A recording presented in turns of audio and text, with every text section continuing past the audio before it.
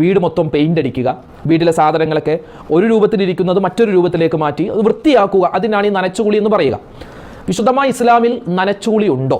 പലരും ഇപ്പോൾ ഈ നനച്ചുകുളിയുമായി ബന്ധപ്പെട്ട് ഇങ്ങനെ ഉസ്താദുമാരൊക്കെ വാതിലൊക്കെ പറയാറുണ്ട്, നനച്ചുകുളി റമദാനിന് മുമ്പ് നമ്മൾ ചെയ്യുന്ന ഒരു ശുദ്ധീകരണത്തിനെയാണ് ഇപ്പോൾ നനച്ചുകുളി എന്ന് പറയുക. ഇത് പ്രവാചകന്റെ കാലത്തുണ്ടോ, സ്വഹാബിമാരുടെ കാലത്തുണ്ടോ, ഇത് ആര് പറഞ്ഞു, എങ്ങനെ പറഞ്ഞു എന്ന് പറഞ്ഞ് ചില ആൾക്കാർ ചോദിക്കാറുണ്ട്. അവരുടെ ചോദ്യം അവിടെ ഇരിക്കട്ടെ, അങ്ങോട്ട് നമ്മൾ കടക്കുന്നില്ല. നനച്ചുകുളി എന്ന വാക്ക് അത് പൊതുവെ മലബാർ ഭാഗത്തുള്ള പഴയ കാരണവന്മാർ പറയുന്ന ഒരു വാക്കാണ്. അത് പല നാട്ടിലും പല രൂപത്തിലും ഉണ്ട്. ഇപ്പോൾ ഈ മലബാർ ഭാഗത്ത് പ്രത്യേക തരത്തിലുള്ള ഒരു ഇല, ആ ഇലയുടെ പേര് പല പേരാണ്. ആ ഇല കൊണ്ടുവന്ന് ജനലും വാതിലുമൊക്കെ ഉരച്ച് കഴുകി ശുദ്ധിയാക്കുന്ന ഒരു പ്രക്രിയ പണ്ട് കാലത്ത് മലബാർ ഭാഗത്തുണ്ടായിരുന്നു. ഇന്നൊക്കെ ഉണ്ടാവാറുണ്ട്. എൻ്റെ ശബ്ദം കേൾക്കുന്ന മലബാർ, കാസർഗോഡ്, കോഴിക്കോട്, കണ്ണൂർ ഭാഗത്തുള്ള ഉമ്മമാർക്കൊക്കെ ചിലപ്പോൾ അത് പരിചയമുണ്ടാകും. ഇന്നും നിങ്ങളുടെ നാട്ടിലൊക്കെ അത് ചെയ്യുന്നുണ്ടാകും. അതായത് മൊത്തത്തിൽ പറഞ്ഞാൽ നനച്ചുകുളി, വിശുദ്ധമായ റമദാൻ, ഈ റമദാൻ വരുന്നതിന് മുമ്പ് തന്നെ റമദാനിനെ സ്വീകരിക്കാൻ ഞാൻ തയ്യാറാണ്, എൻ്റെ വീട് തയ്യാറാണ് എന്ന് ധ്വനിപ്പിക്കുന്ന തരത്തിൽ നമ്മുടെ വീട് മുഴുവനും നമ്മൾ അടിച്ചു വൃത്തിയാക്കി കഴുകി ഒന്ന് ശുദ്ധിയാക്കുന്നതിനാണ് ഈ നനച്ചുകുളി എന്ന് പറയുക. മാത്രമല്ല, ഈ നനച്ചുകുളിയുമായി ബന്ധപ്പെട്ട് നമുക്ക് ഒരുപാട് കാര്യങ്ങൾ ശ്രദ്ധിക്കാനുണ്ട്.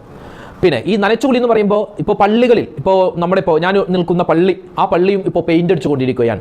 ചില പള്ളികളുണ്ട് വർഷാവർഷം റമദാനിന് മുമ്പുള്ള ഷാബാൻ 15 മുമ്പ് അല്ലെങ്കിൽ 15 ശേഷം പള്ളിയൊക്കെ ഒന്ന് വൃത്തിയാക്കുക. അതായത് പള്ളിയിലെ പഴയ പായൊക്കെ എടുത്ത് കൊണ്ടുവന്ന് കഴുകി വൃത്തിയാക്കി ഉണക്കി വീണ്ടും പള്ളിയിലേക്ക് ഇടുക. അതുപോലെ മാറാമ്പലൊക്കെ അടിക്കുക, എല്ലാം പഴയ മുസ്ഹഫുകളൊക്കെ എടുത്ത് ഒന്ന് പെയിൻറ്റ് ചെയ്ത് ഉഷാറാക്കി വെക്കുക. അതുപോലെ തന്നെ ഖുർആനൊക്കെ ഒന്ന് അടുക്കി വെക്കുക.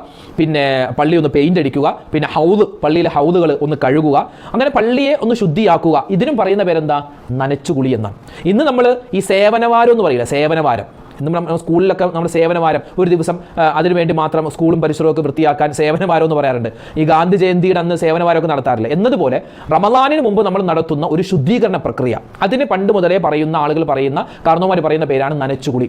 അപ്പോൾ ഈ ഷഅബാൻ 15 മുമ്പ് സാധാരണ നനച്ചുകുളി നടത്താറുണ്ട്. കാരണം ഷഅബാൻ 15 ബറാഅത്തിന്റെ പുണ്യമായ രാവ് തൊട്ടേ സ്വീകരിക്കാൻ തുടങ്ങുകയാണ് വീടും പരിസരവും ഒക്കെ.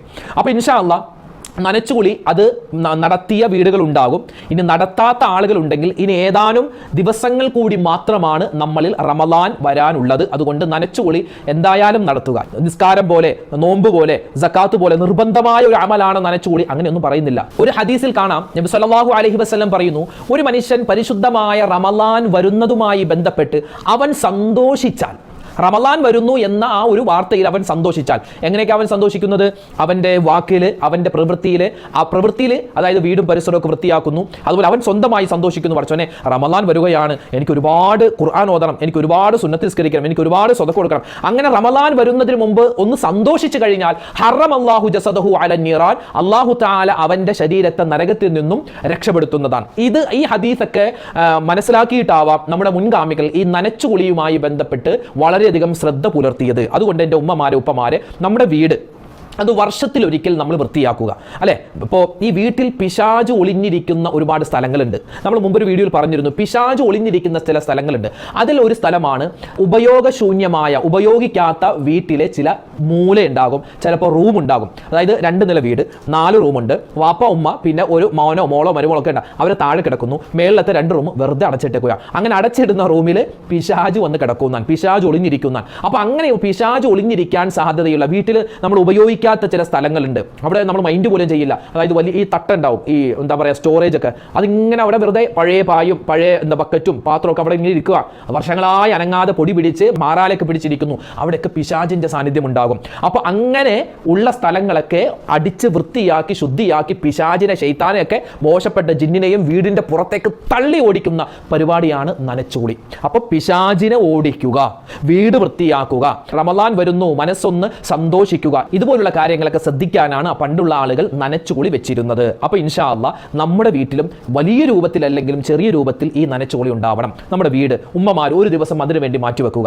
അല്ലെങ്കിൽ 1 മണിക്കൂർ നിങ്ങൾ എന്ത് ചെയ്യുക? സാധാരണ വീടടിക്കും, അല്ലേ? ചുമ്മാ അടിച്ചടിച്ച് പോകില്ല, അതല്ല. നമ്മുടെ വീടിൻ്റെ ഓരോ മൂലയിലും നോക്കുക, മാറാമ്പലം ഉണ്ടാവും, അതൊക്കെ. പിന്നെ ഫാന് തുറക്കും, അല്ലേ? ഫാന്, അതുപോലെ തന്നെ പാത്രങ്ങൾ, പഴയ പാത്രങ്ങൾ, അതൊക്കെ ഒന്ന് പുറത്തെടുത്ത് അതൊന്ന് കഴുകി ശുദ്ധിയാക്കി വെക്കുക.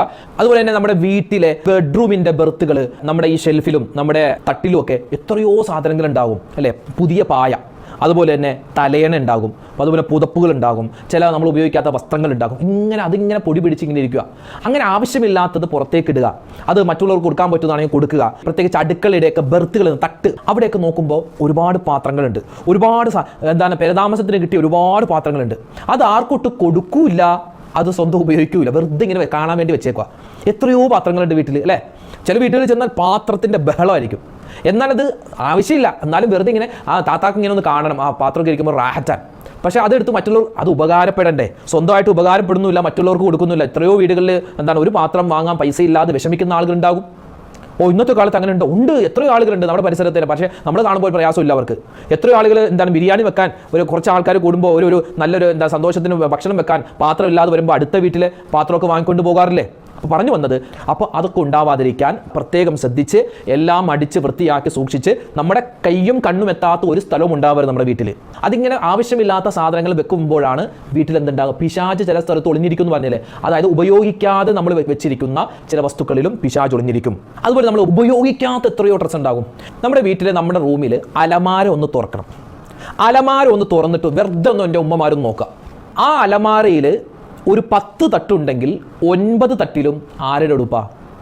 നമ്മുടെ ഉമ്മമാരുടെ ഉടുപ്പല്ലേ, സഹോദരിമാരുടെ ഉടുപ്പല്ലേ. പർദ്ദ ഒന്നിൽ, പിന്നെ നൈറ്റി ഒന്നിൽ, പിന്നെ ചുരിദാർ ഒന്നിൽ, പിന്നെ അല്ലാത്ത വസ്ത്രങ്ങളെല്ലാം ഒന്നിൽ. ചെറിയൊരു കള്ളിയിൽ മാത്രം ഭർത്താവിൻ്റെ 2 മുണ്ടും 1 ഷർട്ടും ഉണ്ടാവും അല്ലേ. ശരിയല്ലേ? അല്ലാന്ന് പറയാൻ പറ്റുമോ? അതൊക്കെ ശരിയാണ്. അതായത് ഒരുപാട് ഉടുപ്പ്, ഓരോ കല്യാണത്തിനും 1-2 ഉടുപ്പൊക്കെ വാങ്ങും. ആ സമയത്ത് പുരുഷന്മാരെ പൊക്കി പറയുന്നു എൻ്റെ ഉമ്മമാരെ താഴ്ത്തിക്കിട്ടുമല്ല കേട്ടോ. സ്ത്രീകളുടെ മൊത്തത്തിൽ സ്വഭാവം അങ്ങനെയാണ്. പക്ഷെ ആ സ്വഭാവം മാറ്റണമെന്ന് ഞാൻ പറയുന്നില്ല. പക്ഷേ ആ സ്വഭാവം നമ്മൾ മറ്റുള്ളവർക്കൊന്ന് ഉപകാരപ്പെടുന്നതാണെങ്കിൽ ഹൈറാൻ. ഉദാഹരണം പറഞ്ഞാൽ 2-3 പർദ്ദയുണ്ട്, അത് ഉപയോഗിക്കുന്ന ഒന്നുകിൽ ടൈറ്റാണ് അല്ലെങ്കിൽ ഭയങ്കര ലൂസാണ്. അത് നമുക്ക് പറ്റുമെങ്കിൽ മറ്റുള്ളവർക്ക് അത് കൊടുത്തേക്കുക. അത് അവർക്ക് കൊടുക്കൂല. കാരണം എന്താണ്? പക്ഷെ അതെങ്ങനെ കൊടുക്കും? കൊടുത്തിട്ട് അവൾ ഇട്ട് വരുന്നത് കാണുമ്പോൾ വല്ലാത്തൊരു അസ്വസ്ഥത. അങ്ങനെ ഉണ്ടാവരുത്. ഇത്രയോ ഉടുപ്പുകളാണ് അല്ലേ. ഒന്ന് ചിന്തിച്ച് നോക്കിയേ, നിങ്ങളുടെ അലമാരി. ഞാൻ ഇത് പറയുമ്പോൾ നിങ്ങൾ എന്താ ഈ ഫോണുമായിട്ട് പോകും, നിങ്ങൾ ഫോണിലായിരിക്കുമല്ലോ കേൾക്കുന്നത്. ആ ഫോണുമായിട്ട് ചെന്നിട്ട് ജസ്റ്റ് ഒന്ന് നോക്കിയേ, അലമാരി ഒന്ന് തുറന്നു നോക്കിയേ. എത്രയോ ഒരു സാരി ഒരു സ്ഥലത്ത്, ചുരിദാർ ഒരു സ്ഥലത്ത്, പിന്നെ പർദ്ദകൾ ഒരു സ്ഥലത്ത്, വൈറ്റ് പർദ്ദ ഒരു സ്ഥലത്ത്, ബ്ലാക്ക് പർദ്ദ വേറെ സ്ഥലത്ത്. ആ അലമാരി മുഴുവനും നിങ്ങളുടെ ഉടുപ്പാണ്.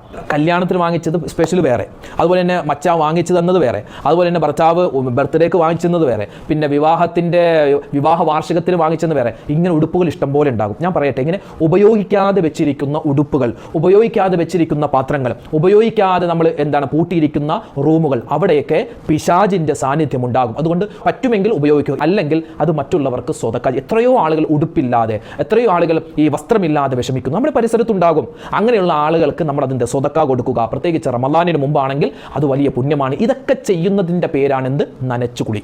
അപ്പോൾ ഞാൻ പറഞ്ഞത് മൊത്തത്തിൽ ഭൗതികമായ എല്ലാ കാര്യങ്ങളും, അതായത് നമ്മുടെ വീട് മൊത്തം പരിസരം എല്ലാം, വീട് മാത്രമല്ല നമ്മുടെ വീടിൻ്റെ പരിസരം, വീടിൻ്റെ പുറകു ഭാഗം, സൈഡ് ഭാഗം, ഫ്രണ്ട് ഭാഗം എല്ലാം വൃത്തിയായി സൂക്ഷിക്കുക. ഇത് വൃത്തിയാക്കുക.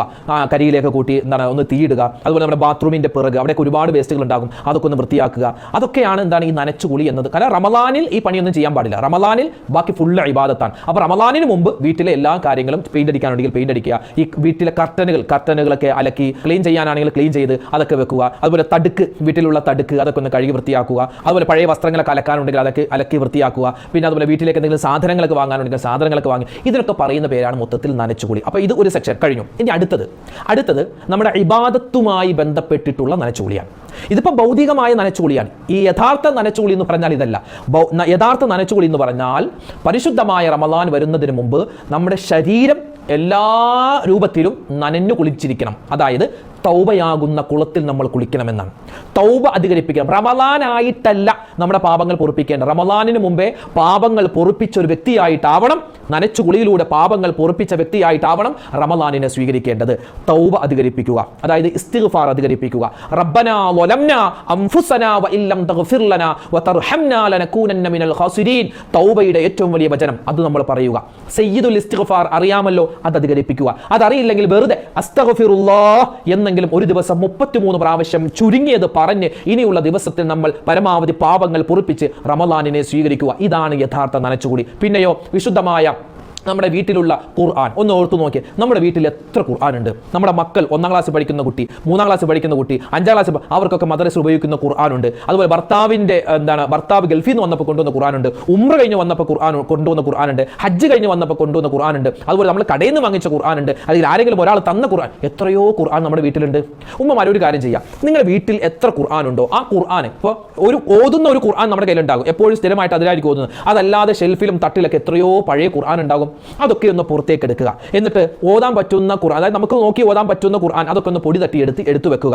പിന്നെ തീരെ കീറി പോയ ഖുർആൻ ആണെങ്കിൽ അത് വൃത്തിയുള്ള സ്ഥലത്ത് ആ ഖുർആൻ കൊണ്ടുപോയി വെച്ച് നല്ല രൂപത്തിൽ കരിച്ചിട്ട് അതിന്റെ ചാരം വെള്ളത്തിൽ ഒഴുക്കുക. അതാണ് ചെയ്യേണ്ടത്. അല്ലാതെ കീറിയ ഖുർആൻ അതിങ്ങനെ വെച്ച് ആ ഖുർആനിന്റെ ശാപം നമ്മൾ വാങ്ങിക്കരുത്.